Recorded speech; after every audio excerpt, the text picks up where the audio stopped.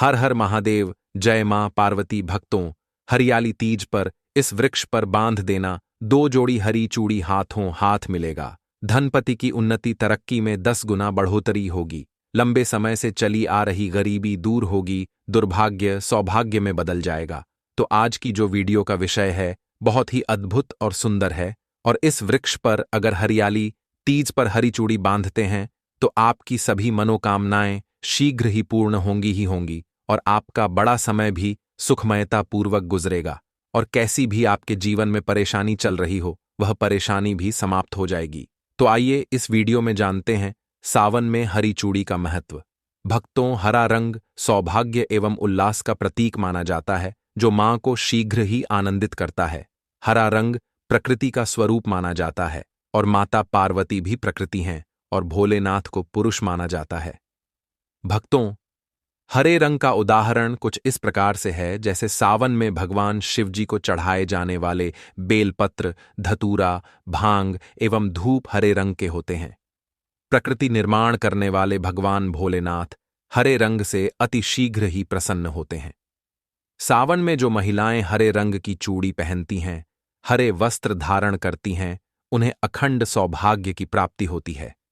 इसीलिए कहा जाता है, जितनी भी माताएं बने हैं उन्हें पूरे सावन के महीने में हरे रंग की चूड़ी जरूर पहननी चाहिए, हरे वस्त्र जरूर धारण करने चाहिए।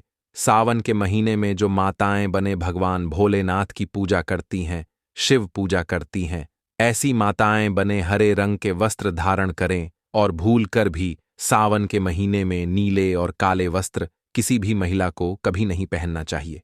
ऐसा माना जाता है कि इन रंगों के वस्त्र पहनने से महिला के पति पर कष्ट आते हैं और उनके पति की आयु कम हो जाती है। तो भक्तों, इस वृक्ष पर सावन में किसी भी समय जरूर बांधें हरी चूड़ी। दुर्भाग्य आपका सौभाग्य में बदल जाएगा। कैसी भी आपके ऊपर परेशानी हो, गरीबी हो, कष्ट हो, मृत्यु का योग हो, जीवन में जो परेशानी हो, वह सारी समस्याएं समाप्त हो जाएंगी। भक्तों, केवल एक ही सोमवार के दिन अगर आप यह उपाय करते हैं, हरी चूड़ी इस वृक्ष पर बांधते हैं, तो आपके जन्म जन्मांतर की गरीबी मिट जाती है और शीघ्र ही मनोकामना पूर्ण होती है। तो भक्तों, वह वृक्ष कौन सा है, आइए जानते हैं। प्रथम वृक्ष है शमी का वृक्ष। शमी के वृक्ष के बारे में ध्यान से सुनिएगा। शमी का वृक्ष माता पार्वती एवं भगवान भोलेनाथ जी का मिश्रित स्वरूप कहा जाता है। इसलिए भक्तों, शमी के वृक्ष को उमाश्वर वृक्ष भी कहा जाता है। पूरे सावन भर शमी के वृक्ष पर माता पार्वती एवं भगवान भोलेनाथ जी का वास माना जाता है। सावन के महीने में गौरी बेला पर प्रदोष काल के समय, अर्थात भक्तों जब ना ही दिन हो और ना ही रात, उस संध्या काल में इस वृक्ष को छूने से पाप दोष कष्ट एवं परेशानियां केवल सावन के महीने में छूने मात्र से समाप्त हो जाती है। सावन के पवित्र महीने में अगर शमी वृक्ष की जड़ पर कच्चा दूध डाला जाए तो भगवान शिव शीघ्र ही प्रसन्न होते हैं और माता पार्वती का ढेर सारा आशीर्वाद प्राप्त होता है। शमी वृक्ष का महत्व कुछ इस प्रकार से भी है। भगवान राम ने रावण पर आक्रमण करने से पूर्व शमी वृक्ष की पूजा की थी। पांडवों ने भी अपने दिव्य हथियार शमी वृक्ष के नीचे छुपाए थे। जिस घर में शमी का वृक्ष होता है उस घर में कल्याण होता है, सुख शांति का वास होता है और समृद्धि की बौछार होती है। तो भक्तों, शमी वृक्ष पर उमा महेश्वर का ध्यान करते हुए 2 जोड़ी हरी चूड़ी और हरे रंग का रिबन जरूर बांधना चाहिए, या फिर हरे रंग का कोई भी श्रृंगार जैसे हरे रंग की मेहंदी, बिंदी, चूड़ियां, इन्हें शमी वृक्ष पर सावन के महीने में जरूर बांध देना चाहिए। आपकी कैसी भी मनोकामना हो वह एक ही बार में पूर्ण हो जाएगी, क्योंकि इस खास समय पर यानी सावन में भगवान शिव विशेष रूप से धरती पर आते हैं और शमी वृक्ष में अस्थायी रूप से वास करते हैं। शमी वृक्ष को छूने मात्र से मंत्र का उच्चारण करते हुए आपके मन की कामनाएं शीघ्र ही पूर्ण हो जाती हैं। पूरे सावन भर अगर शमी के पेड़ के पत्तों से भगवान शिव की पूजा की जाए तो अष्टलक्ष्मी आपके घर में वास करती है। आपके जीवन की कैसी भी गरीबी हो, दरिद्रता हो, रोग हो, क्लेश हो, सब समाप्त हो जाते हैं और पूर्ण रूप से आपके घर में भौतिक सुखों का वास होने लगता है। अब बात करते हैं दूसरे वृक्ष की, और वह है धतूरे का वृक्ष। धतूरे का वृक्ष भगवान भोलेनाथ के उग्र रूप काल भैरव के अंश से उत्पन्न हुआ है। ऐसी मान्यता है कि शिवलिंग पर धतूरे के पत्ते, फूल या फल चढ़ाने से राहु, केतु और शनि के कुप्रभाव समाप्त हो जाते हैं। धतूरे के वृक्ष पर सावन के किसी भी सोमवार के दिन अगर 2 जोड़ी हरी चूड़ी बांधी जाए तो शत्रुओं से छुटकारा मिलता है और शत्रुओं का सर्वनाश होता है। और भक्तों, अगर सावन के किसी शनिवार को धतूरे के वृक्ष पर बाबा काल भैरव का ध्यान करते हुए हरी चूड़ी बांध दी जाए तो घर से भूत प्रेत बाधाएं सब नष्ट हो जाती हैं, भस्म हो जाती हैं। यहां तक कि एक छोटा सा धतूरे की जड़ अगर घर के किसी कोने में गाड़ दी जाए या छुपा दी जाए तो भूत प्रेतों का वास उस घर में कभी नहीं होता। वास्तव में घर से सभी नकारात्मक शक्तियां हमेशा के लिए भाग जाती हैं। भक्तों, जो तीसरा वृक्ष है वह है बेल का वृक्ष। अगर भगवान शिव को बेलपत्र न चढ़ाया जाए तो सावन का व्रत अधूरा माना जाता है और बिना पत्र चढ़ाए शिवलिंग पर जल भी व्यर्थ हो जाता है। इसीलिए जब भी आप भगवान शिव पर बेलपत्र चढ़ाएं तो 5 बेल पत्रों पर श्री राम का नाम अवश्य लिखें। इससे भगवान शिव जल्दी और अत्यंत प्रसन्न होते हैं। भक्तों, सावन में बेल वृक्ष को छूने से कई तीर्थों का लाभ मिलता है। कहा जाता है कि इस वृक्ष के नीचे बैठकर भगवान शिव का ध्यान करने से समस्त दोषों का नाश होता है और व्यक्ति की कुंडली में जो पाप ग्रह हैं उनका प्रभाव धीरे धीरे समाप्त हो जाता है। बेल वृक्ष पर हरियाली तीज के दिन हरी चूड़ी बांधने से परिवार में लंबे समय से चला आ रहा कलह समाप्त होता है। विशेषकर पति पत्नी के बीच का वैमनस्य पूरी तरह से खत्म हो जाता है और सौहार्द का वातावरण उत्पन्न होता है। अगर कोई महिला संतान सुख से वंचित है तो वह हरियाली तीज के दिन बेल वृक्ष पर चूड़ी बांधकर और बेलपत्र अर्पित कर सच्चे मन से प्रार्थना करें तो भगवान शिव शीघ्र ही कृपा करते हैं। इस दिन बेल के वृक्ष के नीचे दिया जलाना भी अत्यंत शुभ फलदायी माना गया है। दिए में तिल का तेल भरें और एक रुई की बत्ती से दीपक जलाएं। दीपक जलाते समय मन ही मन अपनी सारी इच्छाओं को भगवान शिव और माता पार्वती के चरणों में अर्पित करें और कहें, हे प्रभु, जैसे आप दोनों का मिलन इस दिन हुआ वैसे ही मेरे जीवन में भी पूर्णता आए, कृपा की वर्षा हो। अब बात करते हैं हरियाली तीज के विशेष पूजा विधि की। पंचांग के अनुसार इस वर्ष हरियाली तीज 27 जुलाई 2025 को मनाई जाएगी। यह तृतीया तिथि 26 जुलाई की रात 9:45 पर शुरू होकर 27 जुलाई को रात 8:17 तक रहेगी। उदया तिथि के अनुसार 27 जुलाई को हरियाली तीज का पर्व मनाया जाएगा। शुभ मुहूर्त की बात करें तो इस दिन सुबह 7:30 से 9:08 तक तथा दोपहर 12:25 से शाम 5:19 तक का समय पूजा के लिए अत्यंत शुभ है। इस समय में भगवान शिव और माता पार्वती की पूजा करें। साथ ही व्रत का संकल्प लें और कथा सुनें। इस दिन व्रती स्त्रियों को निर्जल व्रत रखना चाहिए। सूर्योदय से पहले उठकर स्नान कर साफ हरे रंग के वस्त्र पहनें, श्रृंगार करें और अपने घर के पूजा स्थल में एक चौकी पर लाल या पीला कपड़ा बिछाकर उस पर शिव पार्वती की प्रतिमा या चित्र स्थापित करें।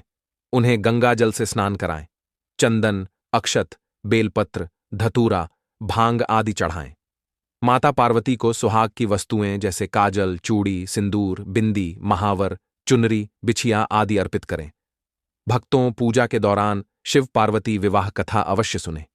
कथा सुनने के बाद माता पार्वती से अखंड सौभाग्य का वरदान मांगे और पति की लंबी उम्र की कामना करें। विशेष रूप से ध्यान रखें कि पूजा के समय किसी से लड़ाई झगड़ा ना करें, ना ही झूठ बोले, ना निंदा करें। यह दिन अत्यंत पवित्र होता है, इसीलिए अपने आचरण में सौम्यता और पवित्रता रखें। अब बात करते हैं उन 3 वस्तुओं की जिन्हें भूलकर भी हरियाली तीज के दिन माता को अर्पित नहीं करना चाहिए। पहली वस्तु, सफेद फूल। जी हां, माता गौरी को सफेद फूल अर्पित करना वर्जित माना गया है। विशेष रूप से चमेली, जूही, मोगरा जैसे सफेद फूल इस दिन ना चढ़ाएं। माता को गुलाब, गेंदा या अन्य लाल, पीले फूल प्रिय होते हैं। दूसरी वस्तु, खंडित श्रृंगार। माता को टूटी हुई चूड़ी, आधी बिंदी, घिसी हुई महावर जैसी चीजें कभी ना चढ़ाएं। श्रृंगार पूर्ण और नया हो तभी माता प्रसन्न होती हैं। तीसरी चीज, किसी पराई स्त्री से उधार ली गई वस्तु। भक्तों, चाहे वह कपड़ा हो, बिंदी हो, कंघा हो या सिंदूर। तीज के दिन किसी और महिला से उधार लेकर कोई भी वस्तु इस्तेमाल नहीं करनी चाहिए। यह बहुत ही अशुभ माना गया है। इससे सुहाग पर संकट आ सकता है और माता क्रोधित हो सकती है। अब बात करें कुछ विशेष बातों की जो हरियाली तीज के दिन अवश्य ध्यान में रखनी चाहिए। सबसे पहली बात, अगर किसी महिला को मासिक धर्म हो गया हो तो वह व्रत का संकल्प तोड़े नहीं। वह व्रत वैसे ही रख सकती है। पूजा किसी और से करवाएं, लेकिन भावनात्मक रूप से व्रत में बनी रहे। दूसरी बात, व्रत के दिन सफेद या काले कपड़े न पहने, केवल हरे, लाल, गुलाबी या पीले रंग के वस्त्र ही धारण करें। तीसरी बात, चाकू, कैंची जैसे धारदार वस्तुओं का प्रयोग न करें। यह दोषपूर्ण माना गया है। घर में झगड़ा, ऊंची आवाज में बोलना, क्रोध करना, यह सभी व्रत को निष्फल कर सकते हैं। भक्तों, तीज माता की कृपा केवल तब मिलती है जब आप पूरी श्रद्धा और नम्रता से उनका व्रत करें। यह व्रत केवल निर्जल रहने का नहीं, बल्कि आत्मा की पवित्रता का भी प्रतीक है। क्रोध से बचें, कटु शब्दों का प्रयोग ना करें, व्रत को तपस्या की तरह मानें। इस दिन घर में झूला डालना और झूले पर झूलना अत्यंत शुभ माना गया है। कहा जाता है कि इस दिन माता पार्वती झूला झूलती हैं और जो स्त्रियां उनके साथ मन से झूलती हैं उन्हें उनका आशीर्वाद अवश्य प्राप्त होता है। बच्चों को झूला झुलाएं, घर में उल्लास का वातावरण बनाएं। इस दिन पकवान भी विशेष महत्व रखते हैं। व्रत समाप्त होने के बाद खीर, पूरी, आलू की सब्जी, हलवा, मालपुआ आदि बनाकर भगवान शिव और माता पार्वती को भोग लगाएं और फिर प्रसाद स्वरूप ग्रहण करें। भोजन में प्याज, लहसुन, मांस, मदिरा आदि का पूर्ण रूप से त्याग करें। यह दिन सात्विकता का प्रतीक है और उसमें तामसिकता का कोई स्थान नहीं। अगर आपके पास शादी का जोड़ा है तो इस दिन उसे धारण करें। माता पार्वती को अपने उस रूप में देखना बहुत प्रिय होता है जिसमें उनकी पुत्री उन्हें अपनी ससुराल का वस्त्र पहनकर पूजा करती है। यदि शादी का जोड़ा ना हो तो कोई भी साफ पुराना वस्त्र पहन सकते हैं, लेकिन उस पर अपनी शादी की चुनरी या ओढ़नी अवश्य ओढ़ें। इससे माता प्रसन्न होती हैं और अखंड सौभाग्यवती का आशीर्वाद देती हैं। पति पत्नी दोनों को व्रत के दिन संयम रखना चाहिए। एक दूसरे से कटु शब्द ना बोले, शांति से दिन व्यतीत करें। यह दिन केवल स्त्रियों का नहीं, पुरुषों का भी उतना ही महत्व रखता है। पति अगर पत्नी के साथ बैठकर कथा सुने तो जीवन में प्रेम, समर्पण और संतुलन बना रहता है। हरियाली तीज के दिन तुलसी के पौधे को छूने से भी विशेष पुण्य प्राप्त होता है। अगर तुलसी का पौधा घर में हो तो सुबह उसके समक्ष दीपक जलाएं और ओम नमो भगवते वासुदेवाय मंत्र का जाप करें। यह मंत्र संतान, सुख और गृह शांति के लिए अत्यंत लाभकारी है। यदि तुलसी का पौधा ना हो तो बेल, शमी या धतूरा के वृक्ष के नीचे बैठकर शिव चालीसा या पार्वती अष्टक का पाठ करें। यह अत्यंत शुभ फलदायी होता है। और अंत में एक छोटी सी बात, हरियाली तीज के दिन जितना हो सके हरे रंग का दान करें। चाहे वह वस्त्र हो, चूड़ी हो, हरे फल या सब्जी हो, किसी जरूरतमंद को देकर देखें। उसका आशीर्वाद आपके जीवन में कमाल करेगा। यह छोटा सा दान माता लक्ष्मी को प्रसन्न करता है और आपकी दरिद्रता समाप्त होती है। अगर संभव हो तो किसी बुजुर्ग सुहागन महिला को श्रृंगार की थाली दान करें जिसमें चूड़ी, सिंदूर, बिंदी, कंघी, आईना, मेहंदी आदि हो। उस महिला को दुआ देते समय माता पार्वती आपके जीवन में स्थायी रूप से वास करती हैं। भक्तों, हरियाली तीज केवल एक पर्व नहीं बल्कि श्रद्धा, विश्वास और आत्मिक जुड़ाव का एक पवित्र माध्यम है। यह वह दिन होता है जब माता पार्वती ने वर्षों की तपस्या के बाद भगवान शिव को पति रूप में प्राप्त किया था। इस दिन का व्रत यह संदेश देता है कि सच्चा प्रेम, सच्ची आस्था और समर्पण से जो भी कामना की जाती है वह अवश्य पूर्ण होती है। इसी कारण हरियाली तीज का व्रत अखंड सौभाग्य की प्राप्ति का प्रतीक है। यह व्रत न केवल विवाहित महिलाओं के लिए है बल्कि कुमारी कन्याएं भी इस व्रत को करके अपने लिए आदर्श जीवन साथी की कामना कर सकती हैं।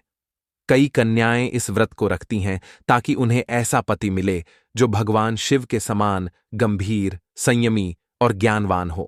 भक्तों, इस व्रत का पालन मन, वचन और कर्म की शुद्धता के साथ करना चाहिए। यह केवल बाहरी श्रृंगार का त्योहार नहीं बल्कि आंतरिक सज्जा का भी पर्व है। मन में यदि कलुषता है, ईर्ष्या है, द्वेष है, तो चाहे आप कितने भी श्रृंगार कर लें, व्रत का पूर्ण फल प्राप्त नहीं होता।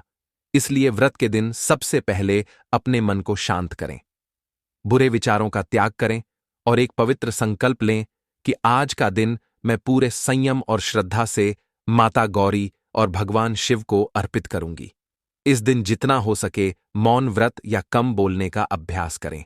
शब्दों में संयम, भावों में माधुर्य और कर्मों में विनम्रता होनी चाहिए। अब जानते हैं कुछ और सावधानियां जो तीज व्रत में विशेष रूप से ध्यान देने योग्य हैं। सबसे पहली बात यह कि इस दिन किसी भी प्रकार का अपवित्र भोजन ना करें। अगर आप व्रत नहीं भी रख पा रही हैं, तब भी मांसाहार, प्याज, लहसुन, मदिरा आदि का सेवन बिल्कुल ना करें। इस दिन घर में सात्विकता का वातावरण बनाए रखें।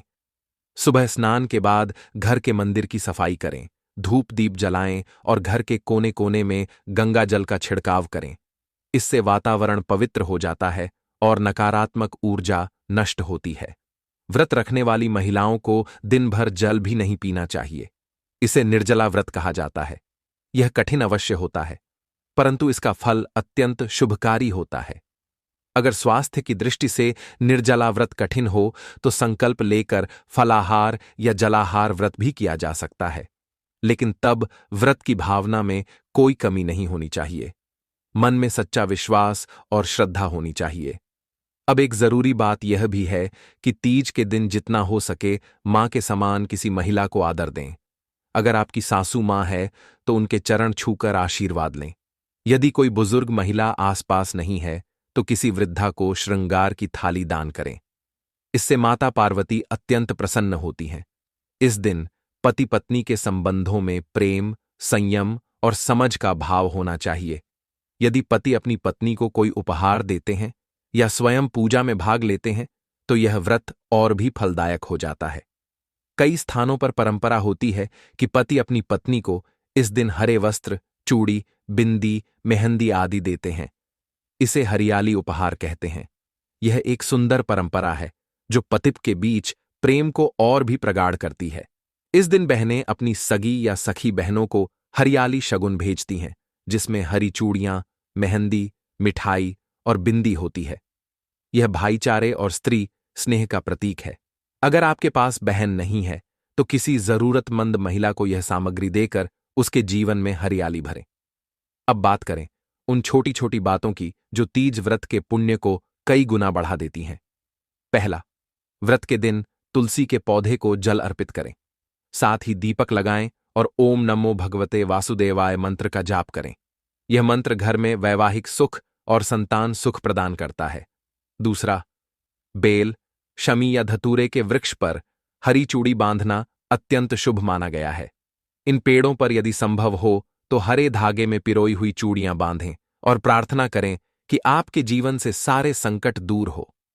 तीसरा, इस दिन घर में गाय को हरा चारा या गुड़ खिलाएं। यह कार्य अत्यंत पुण्यदायी माना गया है। जो महिला इस दिन किसी भूखे व्यक्ति को भोजन कराती है, उसके जीवन में कभी भी दरिद्रता नहीं आती। चौथा, रात को चंद्रमा को अर्घ्य देना भी शुभ फलदायी होता है। चंद्रमा को कच्चे दूध, चीनी और जल मिलाकर अर्पित करें और अपने पति की लंबी उम्र की कामना करें। यह परंपरा वैसे करवा चौथ की होती है, लेकिन तीज पर भी चंद्रमा पूजन का महत्व बताया गया है, विशेषतः उन स्थानों पर जहां पति साथ ना हो या दूर हो। पांचवा, अगर आपकी शादी को कई वर्ष हो गए हैं और जीवन में वैवाहिक ठंडापन आ गया है तो इस दिन पुनः पति के चरण स्पर्श करें, उनसे प्रेम से बात करें और एक बार फिर रिश्ते को नवजीवन देने का संकल्प लें। यह छोटा सा कदम रिश्तों में चमत्कार कर सकता है। अब कुछ बातें अनमैरिड लड़कियों के लिए। कन्याएं इस दिन व्रत रखें, देवी पार्वती का पूजन करें और मनचाहे वर की कामना करें।